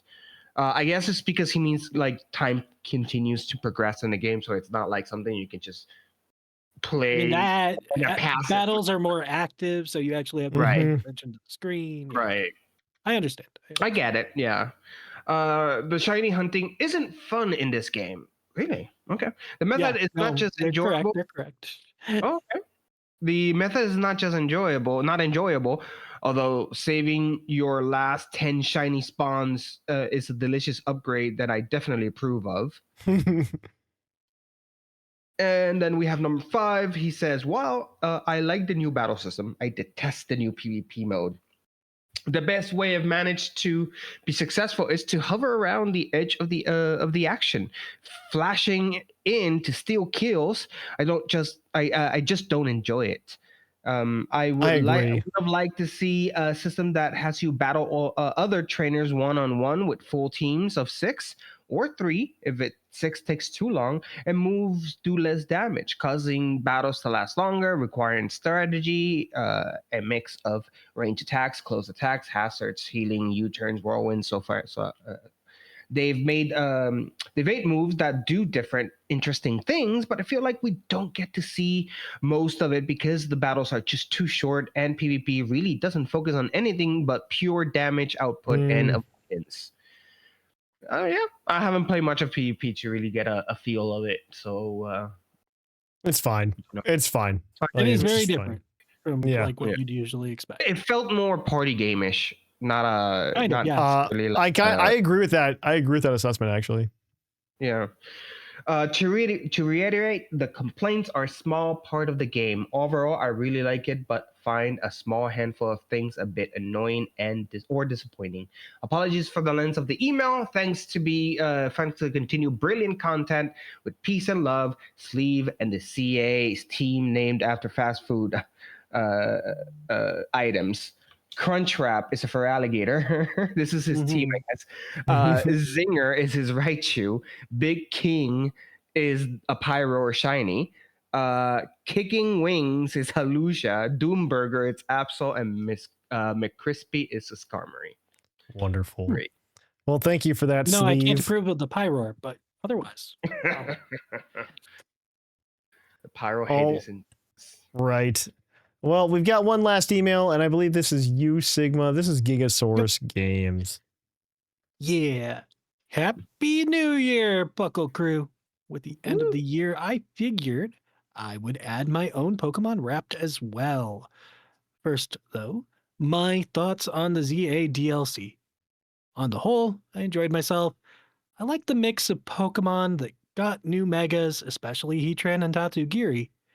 And the rogue fights were quite fun. I also thought the Nightmare Fuel Meowstic and Darkrai megas were really cool megas. And I liked that AZ was given a proper send-off. Yeah. Oh my god, yeah. I almost cried. It was terrible. It was pretty big, yeah. Like I said, I expected him to show up at some point as a ghost because we saw a ghost earlier that kind of said that was probably happening, but if the DLC surveys hadn't been such a grind, especially with how repetitive the hyperspace wormhole started feeling by the end, I've been very happy with the DLC. I see this as a common trend with everyone. With that said, let's take a look at my Pokemon Wrapped for 2025. Most hyped new Pokemon, Mega Phalanx. Most used Pokemon, Alpha Salamence. Most used move, Dragon Claw. Time spent playing Legends EA, 56 hours, including multiple American football games. Shinies found, 7. Number of Pokemon video games played, 10, counting Go. Number of Pokemon board games played, 2, counting TCG Live. Oh no, that means you played one of the bad ones. I mean, Goita came out, but I don't think that was one of them, unfortunately. Favorite Pokemon game played this year, Mystery Dungeon. Puckle Badge Bonanza badges earned, 21. Pokemon Draft Leagues participated in, 2. Times Pokemon Go opened, fewer than expected because it stopped supporting my phone. Oh no. Oh no. Times grassy terrain mistaken for grassy glide. 1. Oh, I remember this story. Oh, they went to a regional, or was it? I think it was a regional, with a Rillaboom and wrote grassy terrain. Oh no! Instead of grassy glide. Official play Pokemon VGC matches 1-0 thanks to the previous stat. Oh, and finally, number of Sue apologies accepted. It's fine. 0. It's fine. We're gonna bring Sue into Pokemon Legends EA when they give us home compatibility, which is happening this year. That's another 2026 prediction. But it happened this month. We'll see. Yeah. Thank you all for the wonderful work you put in to make the Puckle podcast and community so much fun this year. And here's to hoping for a great 30th anniversary year for Pokemon. Gigasaurus Games. Well, thank you guys. All right. I think Sleeve gets the badge this week, Yeah, but I think Sleeve had a lot of good insight. So Sigma, you've been outvoted. You don't matter. Yeah. But if you would like to email us next week at puclpodcast@gmail.com, let us know what you think the best thing out of 2025 was, or what you expect to see out of 2026, or what Pokemon Legends game you want to see get made.